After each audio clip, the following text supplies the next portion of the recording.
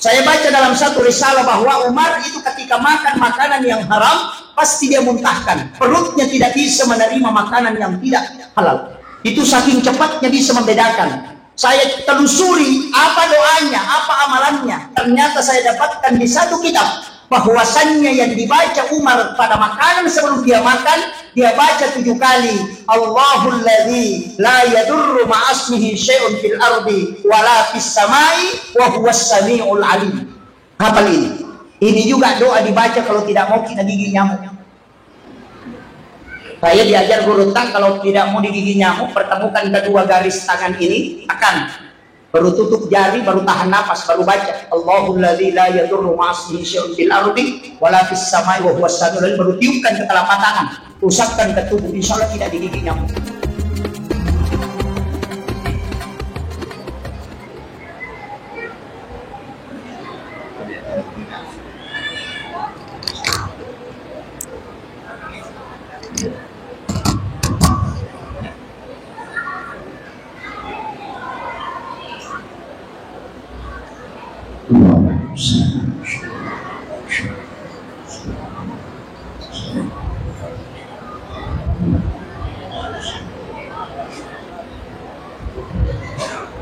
Bismillahirrahmanirrahim.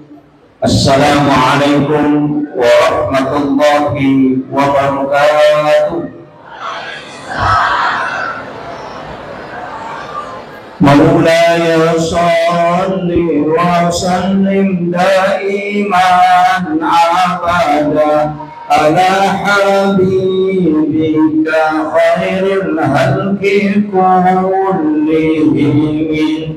هو الحبيب الذي ترجى شفاعته لكل خول من الأحوال المقتدم. يا ربي بالمصطفى بلغ مقاصدنا واغفر لنا ما مضى يا واسع الكرم. يا ربي بالمصطفى بلغ مقاصدنا واغفر لنا ما مضى يا واسع الكرم. إلى حضرة النبي المصطفى صلى الله عليه وسلم وإلى جميع الأنبياء والمرسلين والشهداء والصالحين والملائكة والمقربين. الفاتحة. أعوذ بالله من الشيطان الرجيم. بسم الله الرحمن الرحيم.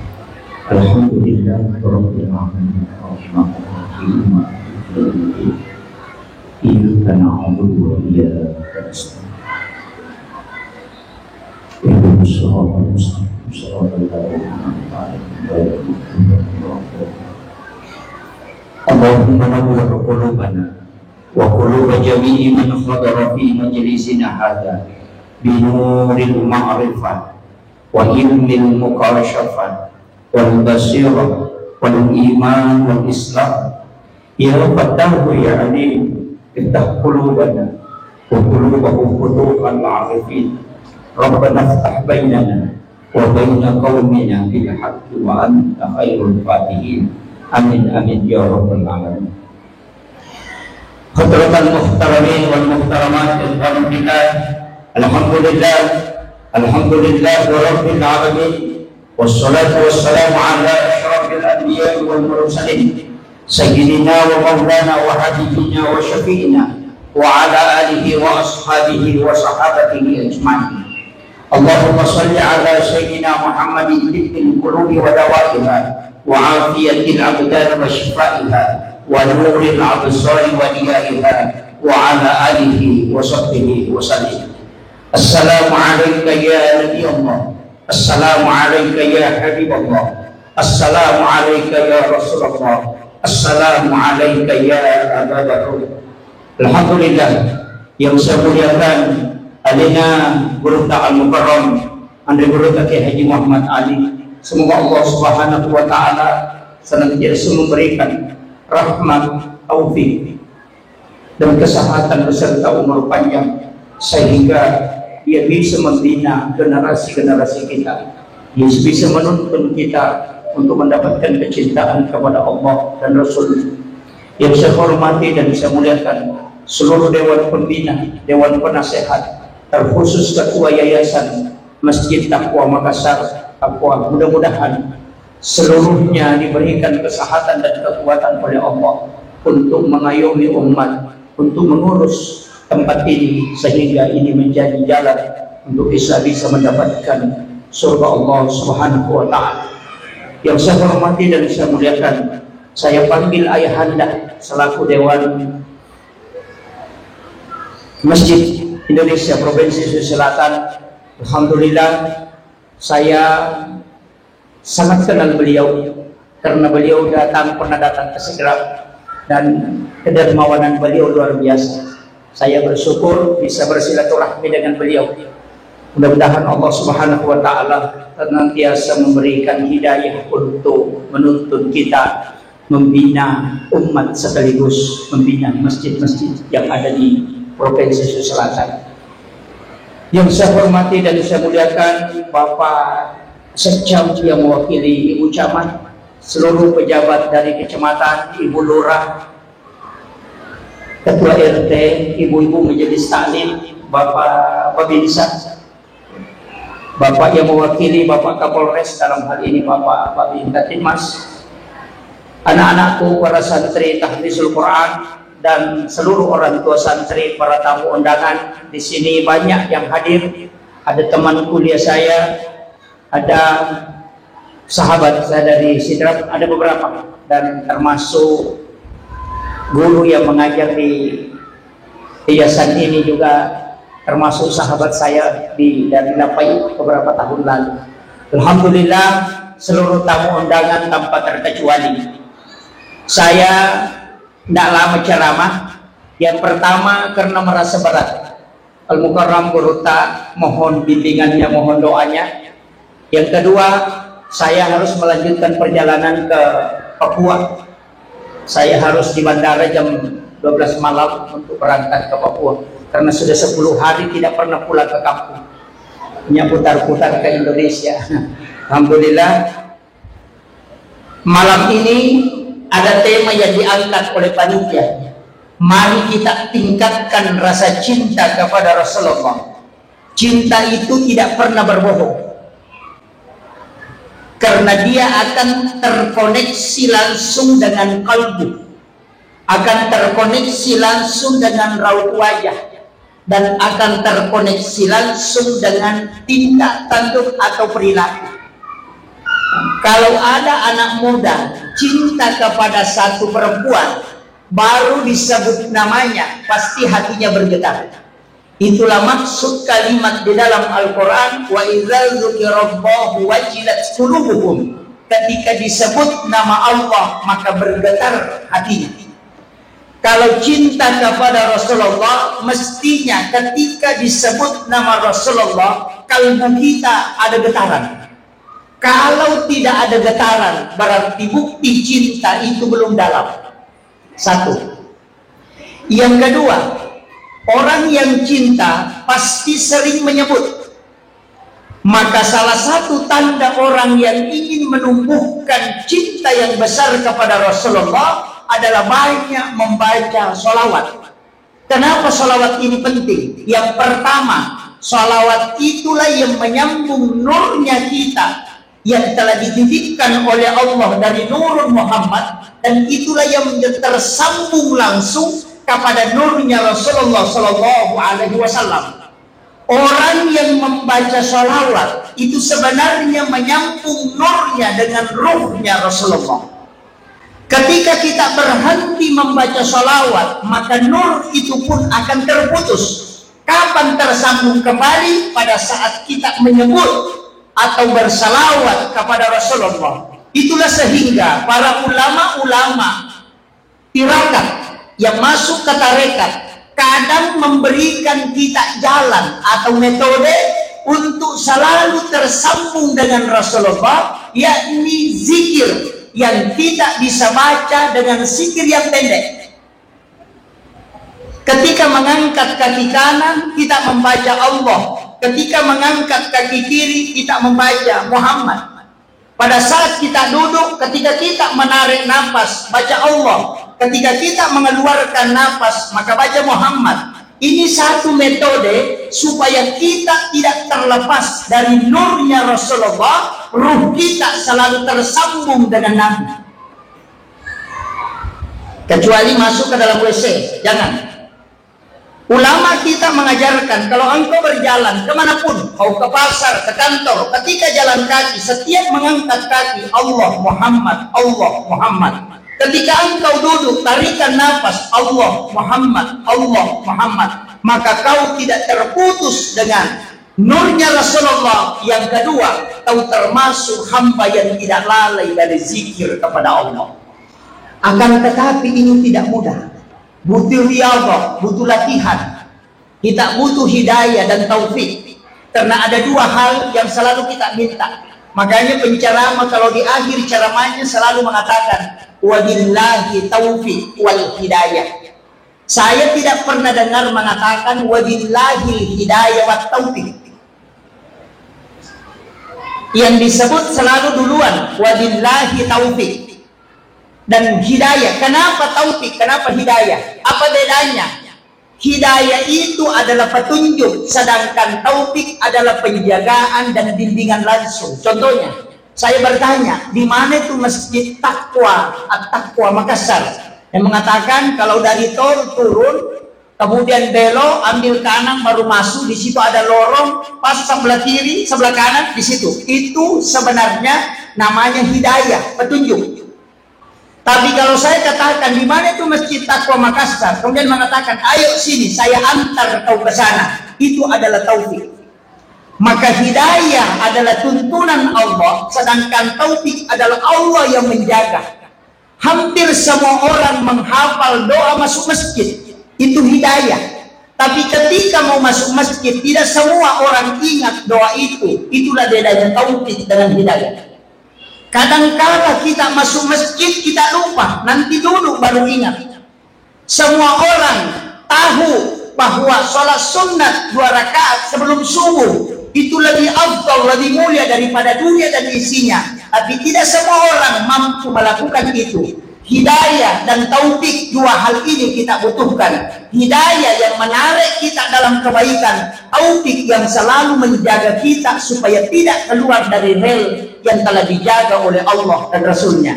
Maka saya sampaikan bahwa ilmu tidak akan ada nilainya kalau Allah tidak memberikan taufik. Saya kasih contoh bahwa ilmu tidak menyelamatkan, Pak Bu. Tidak ada orang di dalam masjid ini yang tidak tahu kalau menginjak kulit pisang itu jatuh. Kita semua tahu, tapi kenapa masih ada orang jatuh gara-gara kulit pisang? Padahal dia sudah tahu. Berarti ilmu tidak menyelamatkan. Ilmu itu pengetahuan, tapi Allah yang memberikan keselamatan. Dari situlah ulama kita dari dulu hafal Quran, hafal hadis, tahu semua ilmu, tapi masih tetap berdoa. Kenapa? Karena dia tahu bahwa kemampuanmu hanya berusaha dan berdoa. Urusan terakhir Allah yang menentukan. Inilah yang harus kita pegang. Makanya saya sampaikan bahwa semua langkah kita, apakah penjual, apakah pejabat, apakah seorang guru atau seorang ekonom atau apapun, langkah kita yang pertama mulai karena Allah dan Rasulnya. Jalanlah karena dia. Jangan pernah mundur dan bergeser hanya karena penilaian manusia. Itu kuncinya. Saya kemarin sempat menyampaikan begini, jika engkau memulainya karena Allah, maka jangan pernah berubah karena hanya manusia yang menilai. Tetaplah istiqamah di mana kau memulai, dan akhirnya pun akan engkau mendapatkan rahmat dari situ. Banyak orang, Pak, ketika dicaci, dicerca, mundur, padahal dia memulai karena Allah. Tidak ada pekerjaan di dunia ini tidak ada tantangan, Pak. Tidak ada. Maulid ini saja kita anggap baik, ada yang menyalahkan. Coba. Ada yang menganggap maulid ini adalah bid'ah. Pelakunya masuk neraka. Kalau kita pakai pendapat ini, semua yang hadir di sini dan yang paling pertama ketua panitia, baru ikut ustaznya karena dia yang panggil. Kalau ini yang kita yakini. Tapi apa perbedaan dua pendapat ini? Saya selalu mengambil jalan tengahnya. Orang yang tidak bermaulid itu adalah orang yang sangat takut melakukan sesuatu yang bisa membuat dia masuk neraka. Sedangkan orang yang bermaulid adalah orang yang berusaha keras mencari pahala dan berkah serta syafaat supaya dia bisa selamat nanti. Itu kuncinya. Citi tahu tamaranaka, citi macina tahu surga. Kan padamu itu. Ini. Makanya tidak usah saling menyalahkanlah. Kalau dia mengatakan tidak ada dalilnya, ada Sahih Bukhari Muslim. Dalil yang paling kuat tentang peringatan Maulid Nabi bukan Maulid Nabi. Kalau Maulud bayinya, kalau Maulid waktu lahirnya. Dalil yang paling kuat adalah puasanya Nabi pada hari Senin. Itu yang paling kuat. Kenapa? Karena Rasulullah ditanya, mengapa engkau berpuasa pada hari Senin? Rasulullah menjawab, karena hari Senin itu saya lahir. Yang kedua, wahyu pertama turun itu hari Senin. Sederhana begini, supaya saya sering ulang-ulang ini supaya kita ambil hikmah sedikit di sini. Hari Senin itu adalah hari kelahiran Nabi. Sekiranya Allah mentakdirkan Nabi lahir hari Selasa, maka Nabi akan puasa hari Selasa. Sekiranya Allah takdirkan Nabi lahir hari Jumat, maka Nabi akan puasa hari Jumat. Karena Nabi berpuasa pada hari kelahirannya. Cuma kebetulan dia lahir hari Senin, maka dia puasa hari Senin. Pertanyaannya, Bapak Ibu lahir hari apa?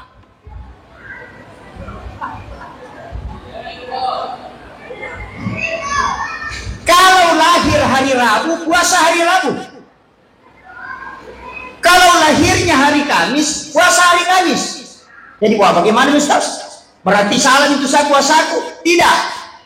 Ulama kita mengatakan begini, siapa yang puasa hari Senin, maka dia puasa sunnah hari kelahiran Nabi. Dan itu sunnah. Mulai dari sejak Nabi lakukan sampai dunia kiamat.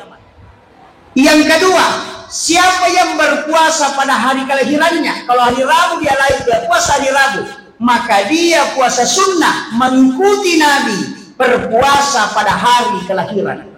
Dan itu sunnah hingga dunia kiamat. Ini saya harus pelan-pelan supaya kalau cepat itu nanti tidak ngerti. Nah, kenapa kita puasa? Sayyidina Ali karamallahu wajhah, itu Ali disebut karamallahu wajhah, Abu Bakar disebut As-Siddiq, kemudian Umar disebut Al-Faruq. Itu ada nama-namanya memang. Kenapa Sayyidina Ali disebut karamallahu wajhah, yang dikeramatkan wajahnya oleh Allah? Karena menurut riwayat dalam kitab Risalah, Sayyidina Ali tidak pernah melihat kemaluannya satu kali pun dalam hidupnya, sehingga Allah keramatkan wajahnya. Itu keistimewaan. Kalau kita, Pak, bukan kemaluan kita, anunya orang yang kita mau lihat. Bagaimana bisa keramat wajahnya? Abu Bakar As-Siddiq karena membenarkan peristiwa Isra dan Mi'raj. Umar Al-Faruq karena dia bisa dari kata Furqan, bisa membedakan mana yang halal, mana yang haram. Saya baca dalam satu risalah bahwa Umar itu ketika makan makanan yang haram, pasti dia muntahkan. Perutnya tidak bisa menerima makanan yang tidak halal. Itu saking cepatnya bisa membedakan. Saya telusuri apa doanya, apa amalannya. Ternyata saya dapatkan di satu kitab bahwasannya yang dibaca Umar pada makanan sebelum dia makan, dia baca 7 kali, Allahul ladzi la yadurru ma'asmihi syai'un fil ardi wala fis samai wa huwas samiul alim. Hafal ini. Ini juga doa dibaca kalau tidak mau kena gigi nyamuk. Saya diajar guru tak, kalau tidak mau digigit nyamuk, pertemukan kedua garis tangan ini, tekan. Baru tutup jari, baru tahan napas, baru baca Allahul ladzi la yadurru ma'asmihi syai'un fil ardi wala fis samai wa huwas samiul alim. Baru tiupkan ke telapak tangan, usapkan ke tubuh, insyaallah tidak digigit nyamuk. Tapi kalau tidak apa, dihafal tidak apa-apa. Nanti penjual Bayroni itu bangkrut.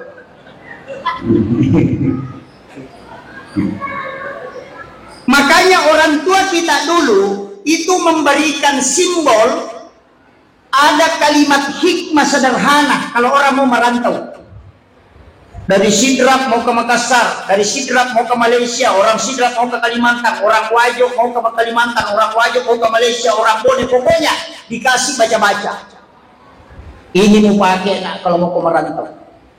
Abu Bakar tatun rioloku, Ali tatur di atauku, Usmar di adioku, Umar di monriku, nasalipuri nuru Muhammad baraka doa la ilaha illallah kumpayakun.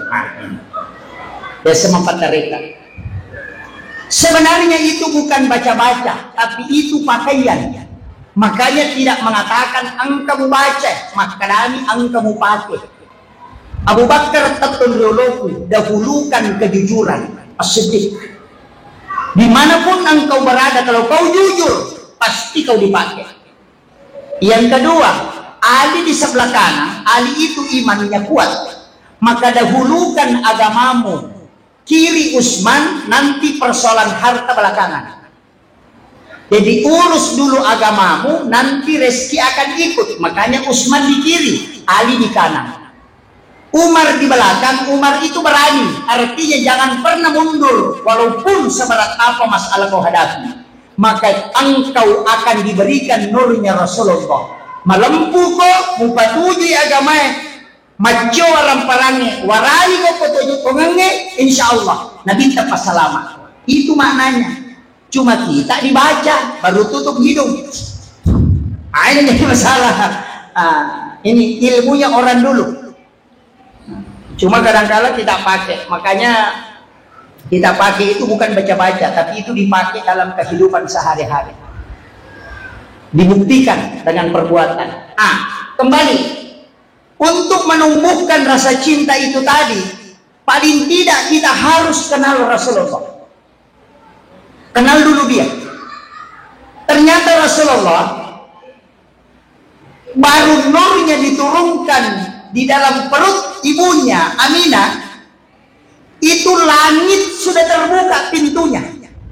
Makanya dalam 1 tahun ada 6 malam pintu langit tidak tertutup. Kalau mau berdoa, lakukan di waktu itu. Yang pertama, malam 1 Rajab. Malam 1 Rajab inilah nurnya Rasulullah masuk ke dalam perut Aminah. Yang kedua, malam nisfu Sya'ban. Yang ketiga, malam 9 Zulhijjah. Itu malam hari Arafah. Yang keempat, malam 10 Zulhijjah, itu malam hari raya Idul Adha. Kemudian yang kelima, malam hari raya Idul Fitri, malam 1 Syawal. Yang keenam, malam Jumat. Tapi malam Jumat ini tidak sepenuhnya. Cuma ada hadis mengatakan siapa yang bersolawat kepada Nabi 100 kali pada malam Jumat, maka dia akan mendapatkan syafaat Rasulullah di yaumil akhir. Jadi kalau mau berdoa Pak, pintu langit itu tidak tertutup. 1 malam penuh terbuka. Kapan? Malam 1 Rajab, malam nisfu Sya'ban, malam 9 Zulhijjah, malam 10 Zulhijjah, malam 1 Syawal, dan setiap malam Jumat. Guru Taki Haji Muhammad Sain Abdul Ghani almarhum al-Maghfurlah, salah satu waliullah, itu menyampaikan begini: siapa yang tidak tidur pada 6 malam ini, mulai dari maghrib dia tidak tidur sampai masuk waktu subuh, hanya beribadah semalam suntuk, hanya karena mendekatkan diri kepada Allah, maka ketika dia wafat, jasadnya akan hilang di kuburan. Ini ilmunya ulama. Tidak apa-apa saya bongkar Pak.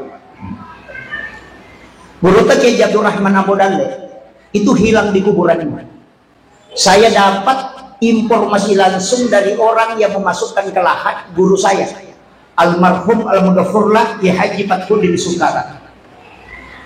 Beliau yang memang diminta oleh guru tak mengatakan kalau saya meninggal, Haji Fathuddin ngada, suruh dia yang memasukkan saya ke dalam lahat. Saya pernah tanya beliau di pondok, karena saya tinggal di pondok beliau, dibina langsung oleh beliau. Apa yang dia bilang? Saya tanya, Pak Kiai, bagaimana Gorontalo? Karena biasa ulama-ulama khusus itu ada tanda-tanda ketika dia meninggal. Apa yang dia bilang? Enak. Ia tu Gorontalo Kiai Abdul Rahman Abu Dalle Walid.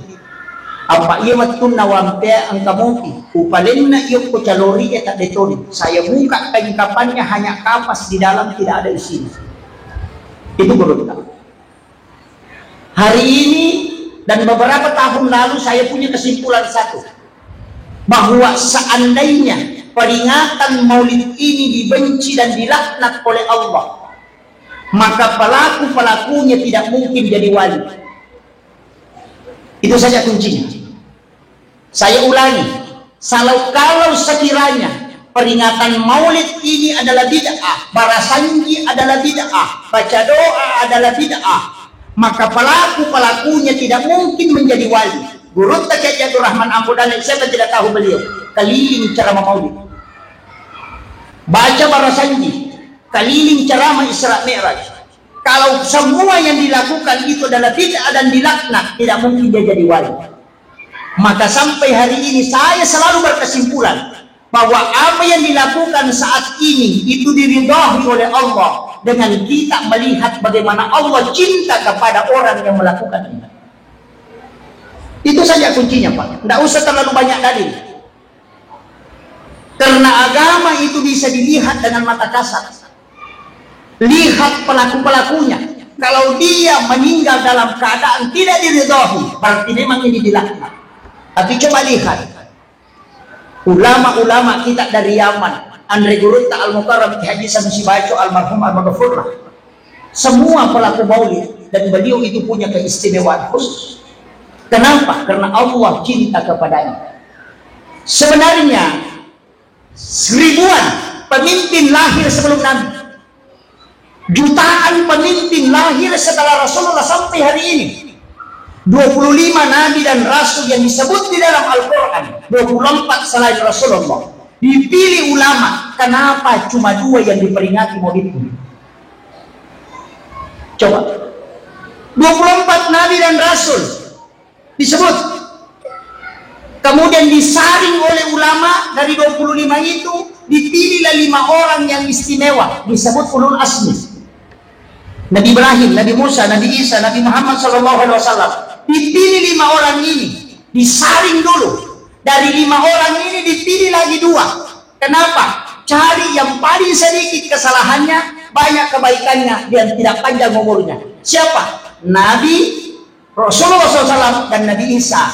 Nabi Isa diperingati kelahirannya dengan Natal, Nabi Muhammad diperingati kelahirannya dengan Maulid Nabi. Makanya cuma 2. Padahal bisa semua diperingati karena kita tahu tanggalnya, karena ada di buku sejarah. Tapi kalau mau diperingati semua kelahirannya, pasti sibuk Imam Maulud. Di Afrika Selatan orang Maulid itu 6 bulan, Pak. 6 bulan. Tapi padang yang tandus, padang pasir yang tandus, tidak ada air di dalamnya, rumput tidak bisa tumbuh, bahkan pasir menjadi hangus. 6 tahun dia tempati bermaulid, itu tumbuh subur tanaman. Kenapa? Ternyata sholawat Nabi bisa menghidupkan lembah yang mati. Kenapa Madinah sebelum Nabi masuk itu adalah lembah yang banyak penyakit di dalamnya, tapi ketika Rasulullah datang itu menjadi negeri yang makmur dan tentram. Kenapa? Karena nurnya Rasulullah. Inilah kesimpulan ulama kita mengatakan, kalau engkau kena penyakit, perbanyak sholawat, akan sembuh.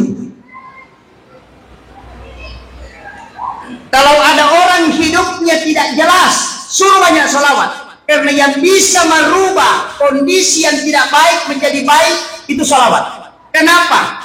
Karena ibadah yang tidak pernah ditolak cuma 2. Yang pertama sholawat, yang kedua istighfar.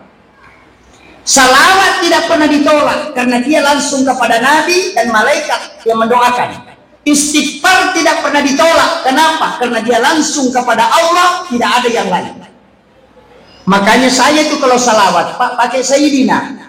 Allahumma salli ala Sayyidina Muhammad wa ala ali Sayyidina Muhammad. Banyak yang tidak sepakat. dengan tidak menggunakan kata Sayyidina, masing-masing ada dalil. Tapi saya mengatakan begini, guru saya pernah menegur ketika saya baca salawat dengan mengatakan Allahumma sholli ala Muhammad. Ada nasan, enak, maigatu Muhammad, Muhammad Akbar, Muhammad Yusuf, Muhammad Kasim, Muhammad Rafi, make ke Muhammad tu.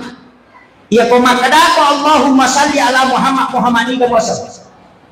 Tapi ya ko makada ko Allahumma sholli ala Sayyidina Muhammad, pasti tidak ada yang lain. Maka tentukan kalimat itu dengan menunjuk satu orang khusus. Ini guru tak, tapi boleh tidak sepakat, yang sepakat silakan. Saya tidak permasalahkan itu.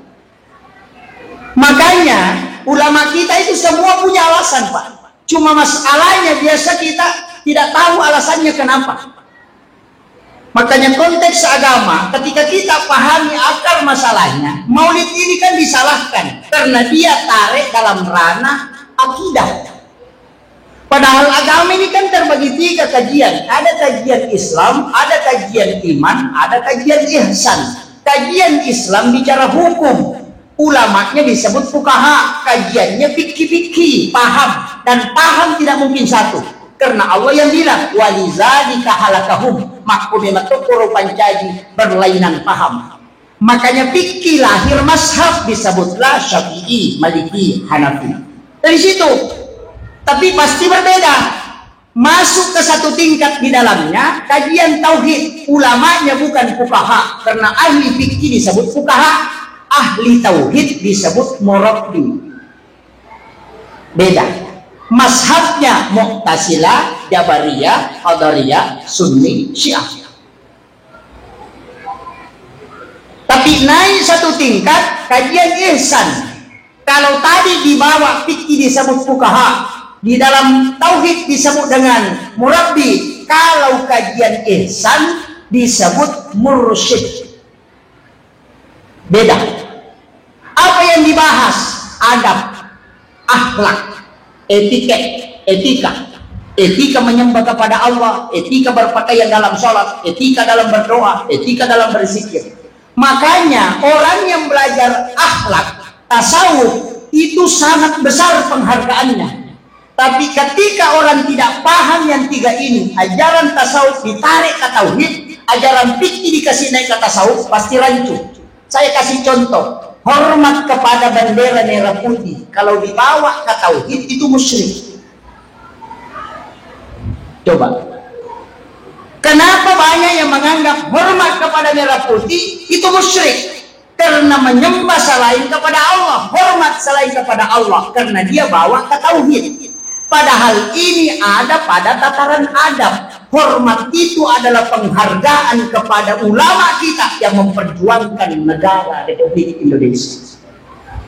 Sedangkan akhlak itu melampaui hukum karena dia penghargaan. Coba, sungkeman. Kemarin kan ada fatwanya. Bapak ibu yang sering nonton TV kayak Roja, itu pasti temukan bahwa sungkeman itu adalah musyrik. Kenapa? Karena sujud selain kepada Allah, karena dia tarik adab turun ke tauhid. Sungkeman ke orang tua itu adab, akhlak anak sebagai takzimnya kepada orang tua, bukan penyembahan kepada bapak ibu. Ini masalahnya. Karena akhlak dibawa turun ke tauhid. Coba kalau fikih dikasih naik ke tauhid, mana? Makan obat itu musyrik. Karena meyakini ada yang bisa menyembuhkan selain Allah. Coba, itu bahayanya kalau tidak paham ini. Makanya jangan dicampur. Saya kasih tahu, ulama tasawuf kalau singgah di warung, dia tidak mau makan kecuali dia bayar.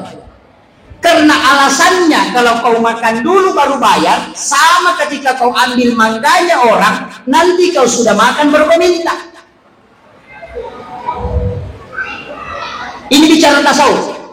Kalau kita bicara fikih, yang penting sudah sepakat, nanti terakhir baru dibayar, selesai persoalan.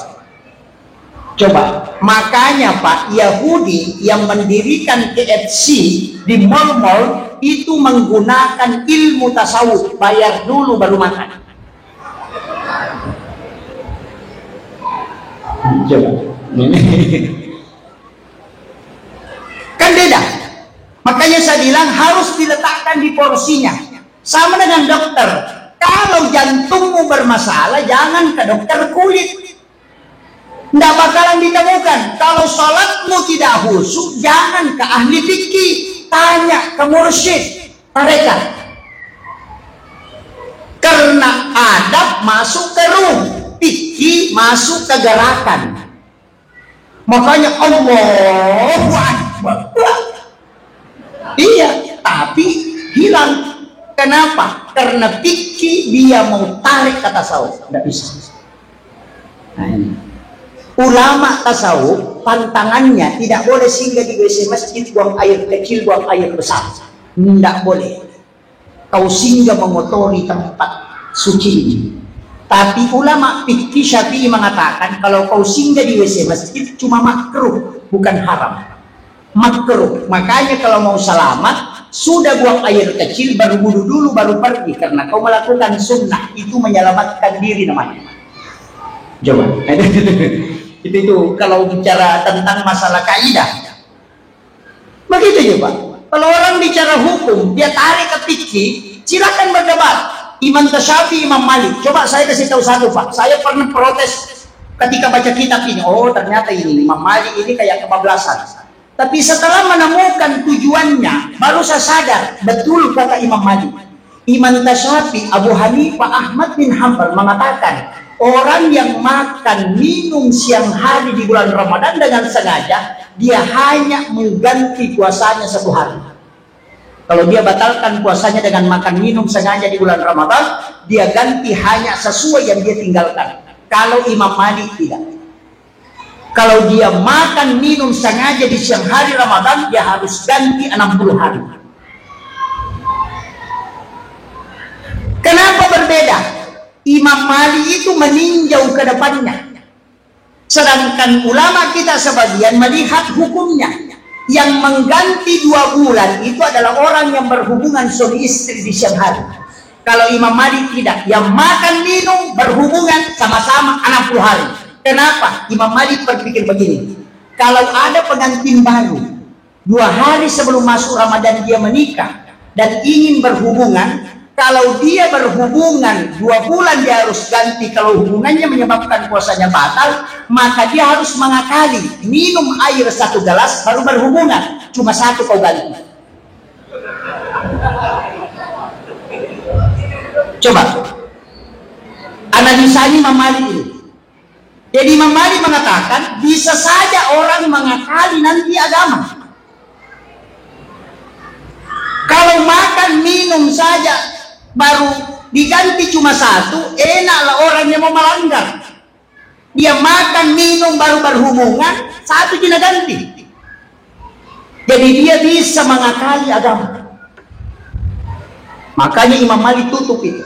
Dia tidak buka. Pokoknya makan minum berhubungan 60 hari. Selesai. Karena dia mengatakan kafarat itu memberi makan anak yatim, kemudian berpuasa 60 hari. Sebenarnya itu adalah kafarat bagi orang yang melanggar, bukan saja hubungan, semua yang membatalkan puasa. Nah, itu coba, itu Imam Malik.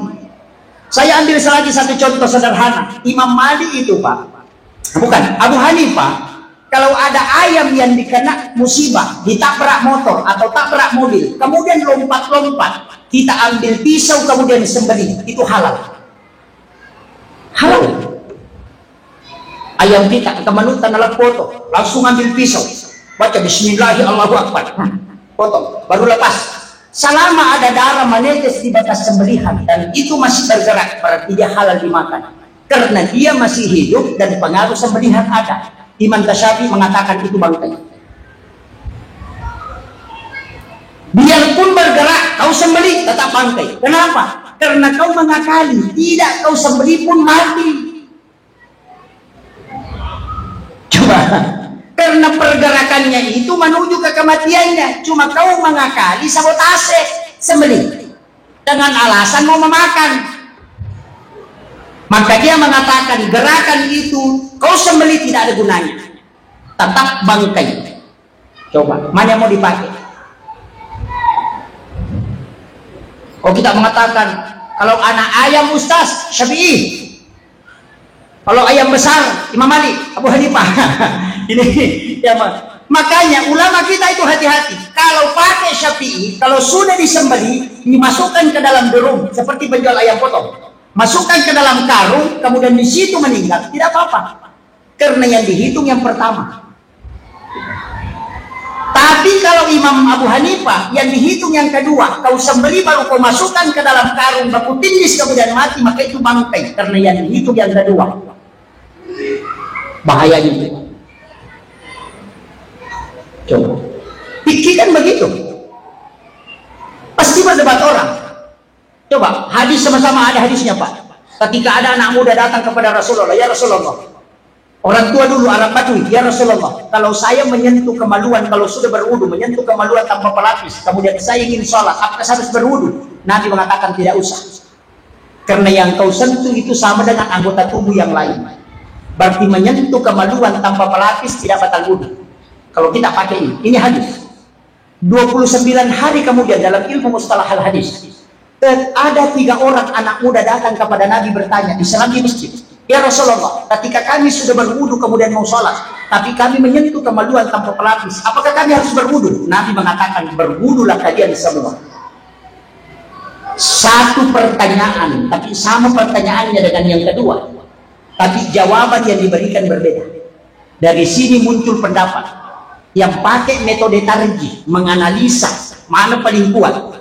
Imam Tasyafi mengatakan orang tua yang bertanya dari gunung, yang kau tahu matua dua lasana, patah kelupan nama taru-taru. Kalau tidak ada saksi, makanya ini lemah hadisnya, tidak dipakai. Tapi tetap dia tahu ada hadisnya, cuma dia mengatakan tidak dipakai. Karena tidak ada saksi yang kuat. Kemudian orang tua, baru dia Arab Badui, Arab dari gunung. 3 anak muda, hafalan dan ingatannya kuat dan ada saksinya, maka ini yang lebih kuat. Itulah yang disebut dengan metode tarjih, menganalisa. Tapi ulama lain tidak pakai itu, dia pakai yang kedua, metode amandemen yang disebut dengan nasi mansukh. Hadis yang pertama mana? Oh ternyata hadis orang tua ini yang dari gunung. Hadis belakangan muncul 29 hari, ini anak muda tadi. Jadi hadis yang dulu dihapuskan oleh hadis yang baru, sama dengan amandemen kalau undang-undang. Jadi itu tidak dipakai lagi, yang terbaru dipakai. Imam Malik mengatakan tidak. Nabi sebutkan, tapi Nabi tidak menghapuskan. Coba perhatikan, ini analisa. Yang datang bertanya orang tua, yang datang bertanya kedua anak muda. Oh berarti kalau anak muda yang pegang kemaluannya tanpa pelapis batal wudunya karena ada syahwatnya. Kalau orang tua tidak apa-apa karena mungkin gatal di negara, tidak ada syahwat. Makanya satu hadis tapi 3 pendapat karena analisa yang dipakai masing-masing beda. Ini penting ditahu.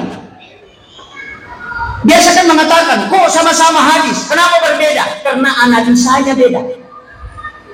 Inilah keluasan ilmu ulama fikih sehingga mereka tidak saling menyalahkan. Tapi sekarang banyak Pak, baru baca di laptop, dengar ceramah langsung melotot matanya masuk neraka. Wah ini jadi masalah. Tapi tidak ada di Makassar, di sana semuanya. Ini sudah hampir 1 jam. Lutut saya sudah mulai ngidul. Kemudian saya kembali ke anak Rasulullah. Itu sebenarnya kalau kita ucapkan salam kepada beliau itu beda. Assalamu alaika. Coba. Assalamu alaika dalam nahwu sharaf. Kalau ada ahli bahasa Arab, saya ahli di bahasa Arab. Tapi dalam kaidah nahwu sharaf, alaika itu adalah muhatab. Ketika disebut kalimat alaika itu tidak ada jarak yang disalami dengan yang mengucapkan salam. Jadi sebenarnya ulama tasawuf dari dulu mengatakan jangan pernah mensalami Nabi kalau kau tidak menghadirkan dia. Pertanyaannya, bagaimana cara menghadirkan Nabi? Ulama tarekat di Bugis, ulama Bugis, Tarekat itu mengajarkan soko patan rupa, 4 unsur, sulapa apa. Coba. Tapi saya akan bahas satu-satu supaya tidak disalahkan. Karena saya ini pembela tarekat. Kalau ada yang menyalahkan tarekat, kecuali tarekat yang sempalan itu yang tidak jelas, memang kita kalau melanggar. Saya pernah diwasiatkan guru tak, namo nak macet tengok daun-daunnya, dia nak kedo daun-daunnya, namo malala ngok kiasi nawe, aja tu mau curi dia nak sempajang. Pesan guru tak, namo daun-daunnya macet yang aja mau curi dia nak sempajang. Nasabak lebih hebat imanu-manu enengnya. Ya ku ye curu lebih hebat balewe nalena. Begini, kenapa ada istilah sulapa apa? Soko patan rupa, songkolo 4 macam. Biasa orang biji tapi tidak paham. Merah, kuning, putih, hitam. Merah simbol api, kuning simbol angin, air simbol putih, hitam simbol tanah.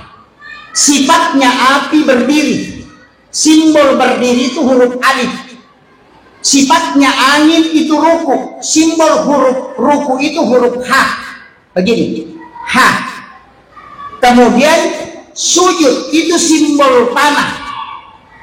Sifatnya adalah tanah, simbolnya adalah huruf dal. Duduk adalah huruf mim. Duduk simbolnya tanah. Dan tanah itu huruf mim, makanya hurufnya huruf mim. Jadi kalau diruntut alif, ha, mim, dal, tulisannya Ahmad. Coba, itu tulisannya Ahmad. Unsur tubuh kita ini dari tanah, api, angin, dengan air. Tapi kok Pak Ustaz tidak nampak apinya? Kalau kita marah, panas telinga, itu unsur api. Kok tidak jelas? Sama dengan ibu-ibu mengambil mentega, baru ambil terigu, ambil telur, ambil gula pasir, gabungkan, baru blender, insya Allah jadi roti, hilang gula pasirnya. Sudah paham? Unsur tubuh begitu. 4 unsur ini kalau ditarik ke sholat, tattomi alifu, rokoi ha, sujui mim, tudangi dal, makanya Ahmad. Jadi biasanya sempajang Ahmad, biasanya mas sempajang Muhammad. Majilah ada Muhammad karena kepala mim, dada ha, pinggul mim, kaki dal, tulisannya Muhammad. Coba itu orang tua dulu bahas itu Pak. Cuma kenapa lebih mudah dipahami kalau begitu? Oh iya jadi sempajang iya mato. Jadi ya dewa sempajang ternyata tahu mah. Itu coba. Saya sedikit masuk. Coba kita lihat tangan kita Pak, kiri kanan. Ini falsafah. Saya masuk sedikit ke ilmu hikmah. Ini ada simbol. Ini angka 8, angka Arab. Ini angka Arab, angka 8. Itu menghadap ke bawah. Begini modelnya. Baru ada angka 1, 18. Yang di sebelah sini 81, 81. Ini 18. Coba tambah itu. 18 tambah 81 itu 99. Itulah asma Allah. Kenapa ada tangan? Alif, lam, ha, Allahu pas 100. Coba. Itu dipahami dulu. Cuma sekarang baru berubah. Karena orang tidak kejar itu. Orang tua dulu itu tarikatnya luar biasa. Sehingga dia bisa memahami unsur ini ke sini, unsur ini ke sini, unsur dia bisa tahu. Sehingga kalbunya cepat tembus. Karena itu pendalaman makna. Cuma sekarang tembusnya kita tidak. Dulu Pak, kalau kita mau ketemu ulama, itu sholat sunnah istihara sampai 3 hari. Sekarang gampang, tinggal SMS. Di mana posisi? Baru bilang OTW, selesai. Sebut alamat rumah, tinggal dicari Google Maps. Bicara langsung 300 meter ke depan belok kiri. Iya, dulu bertanya keliling untuk kalau didapat. Sekarang lebih cepat. Makanya doa sudah mulai hilang. Itu kan pergeseran. Tapi saya tidak salahkan. Karena handphone juga bisa membuktikan peristiwa-peristiwa dahsyat dalam agama. Orang di tanah suci Pak, kalau disuruh video call, itu mukanya kelihatan di sini, bicara di sini. Padahal tidak ada kabel dari bawah. Kok bisa bicara muncul mukanya? aslinya muncul padahal dia ada di Mekah. Kenapa guru Kiai Abdul Rahman Amodale bisa khutbah di dua tempat? Dia khutbah di Pangkep, juga khutbah di Pinrang, muridnya yang temukan. Nanti berdebat, baru datang menghadap. Apa ada nasa guru tak? Ya kuiyak muitana ya tongat tuajan mau pengewang. Saya ketemu muridnya guru di Kendari, tapi sudah meninggal itu di Kendari. Saya bicara langsung. Dia mengatakan begini, Ustaz, saya ini bersyukur. Guru tak dulu setelah saya selesai di Mangkoso, saya diutus ke sini mengajar, tapi saya baru 3 tahun belajar di Mangkoso. Tapi saya kasih tahu guru tak, ini tahu kak? Nah dia punya gak bisa nih. Saya belum tahu, makanya guru teh, enggak kita boleh. Dia bisa baca buang. Ini belum lancar, masa kalau kamu Pak Guru nih? Makanya guru teh Bismillah jokano. Apa yang dia bilang? Setiap saya mau mengajar kalau subuh, saya bangun tahajud, membuka kitab itu, guru tak datang duduk di depan saya yang membacakan. Padahal guru sudah meninggal. Itu terkoneksi. Coba kita cari deteksi, kita deteksi Pak. Guru Imam Lapio, Kiai Muhammad Tahir, 20 tahun lebih meninggalnya, dia beli Senin di Bosowa, 400 sak, dia yang bayar. Tidak ada orang yang tahu. Nanti sopir yang antar Senin tunjuk fotonya, bilang ini yang bayar. Ini beliau.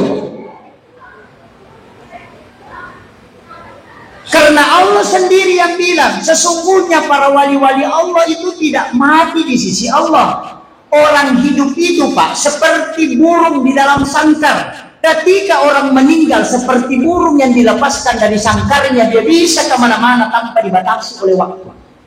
Itulah ruhnya para wali. Maka Profesor Dr. Guru Rahim Arsyad, termasuk Guru Profesor Dr. Nasaruddin Umar, Imam Besar Masjid Istiqlal Jakarta, apa yang dia sampaikan, bukan ulama kalau belum ada gurunya orang mati. Coba saya tangkap bahasa ini, ternyata ada di kitabnya Imamul Ghazali. Kalau kita buka kitab Hiyaliddin, Imamul Ghazali menyebut nama guru. Mursyidi, guruku, tapi tidak ada namanya. Ketika ditanya oleh muridnya, kenapa kau tidak menulis nama gurumu kalau hanya mengatakan guruku? Apa kata Imamul Ghazali? Saya takut kalau ada fitnah, karena orang ini meninggal ratusan tahun sebelum saya lahir. Coba. Ilmunya orang dulu itu Pak hebat, karena kalbunya tajam. Makanya saya mengajak perbanyak sholawat. Ibu-ibu saya mengajak perbanyak sholawat, karena sholawat itu yang pasti sampai. Cukup kuncinya, tidak usah neko-nekonya. Kalau sholawat mau kaya, ada Allahumma sholli ala Sayyidina Muhammad wa ala Sayyidina Muhammad karimil abai wal ummahat. Insya Allah rezeki itu dikata seperti air hujan. Baca itu. Hafal nih Guru? Belum? Kalau belum hafal, ini sudah 1 jam. Kalau belum hafal, saya kasih jalur syafaat. Orang yang dijamin selamat kan 2 aja Pak. Pamasena pun Allah Ta'ala atau syafaatnya Rasulullah. Kalau kita tidak bisa dapat rahmat Allah, cari syafaat. Siapa yang dijanji syafaat? Yang pertama yang dijanji syafaat, orang yang sudah bermimpi ketemu Nabi. Itu dijamin. Mau tahu amalan mimpi ketemu Nabi? Kalau mau mimpi ketemu Nabi, saya kemarin dikasih tahu sama guru tak, jangan marah dan jengkel selama 40 hari. Itu saja. Jangan marah selama 40 hari. Kalau kita Pak, 40 kali marah 1 hari.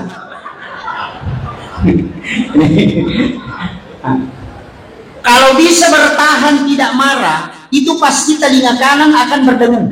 Dan itu pesan Nabi, siapa yang berdengung telinga kanannya, maka saya menyebut namanya di hadapan jamaah para malaikat yang mulia, dan malaikat itu bertasbih hingga tembus ke telinganya. Maka dari situlah kita diminta membaca basmalah, baru bersalawat dan doa kebaikan. Jangan tutup, biarkan dia berdengung, karena itu tasbihnya para malaikat, terkoneksi dengan ruh kita. Cuma kadang kita kalau telinga berdengung udah cukup. Ini jangan. kecuali yang kiri tutup dengan jari telunjuk, kemudian bacalah haula wala quwata illa billah. Itu tolak bala. Nah, ini. Makanya sholawat kepada Nabi itu Pak Bu ada dua macam. Ada sholawatnya bentuk sekarang dan akan datang, tidak terputus. Ada sholawat yang bentuk lampau, fil madhi. Ada kan fil mudhari, ada fil madhi. Kalau fil madhi kan sallallahu ala Muhammad. Makanya kalau mahalul qiyam dalam bahasa Sanji yang dipakai itu sallallahu, bukan Allahumma sholli.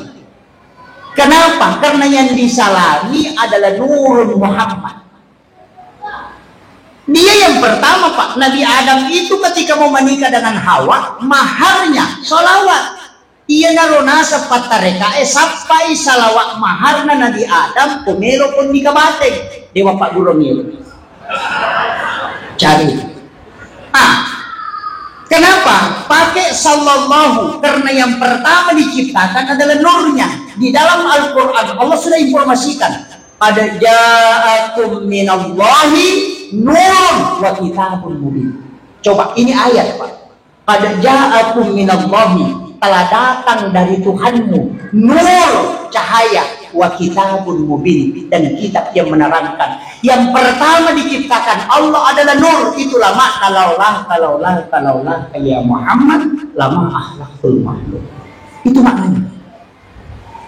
Likulli syai'in nuri Muhammad. Segala sesuatu dari nur Muhammad. Makanya orang tua dulu kalau mau makan sapi, makan kondrok, makan bakso, itu dia bilang tidak mungkin kena kolesterol. Kenapa? Alai Pak, murah.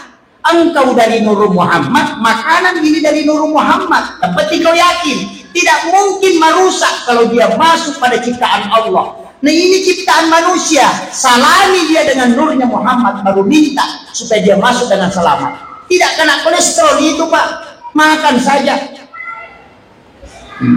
Itu kuncinya. Tapi yang penting yakin, jangan bilang, baik kalau kena mampus saya, mampus betul itu.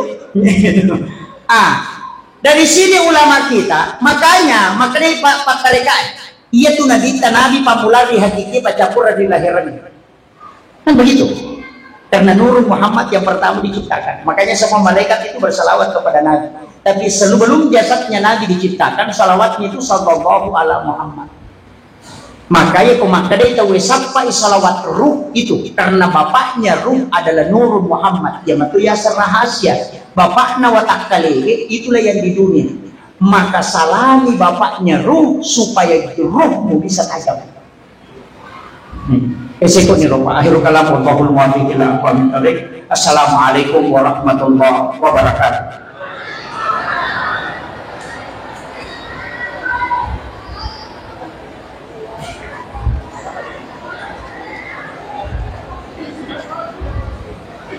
Demikian tadi hikmah Maulid Nabi besar Muhammad SAW yang disampaikan oleh para Ustaz Muhammad Yusuf Desos MA. Semoga ada manfaatnya bagi kita semua dalam menjalankan hidup dan kehidupan kita sehari-hari.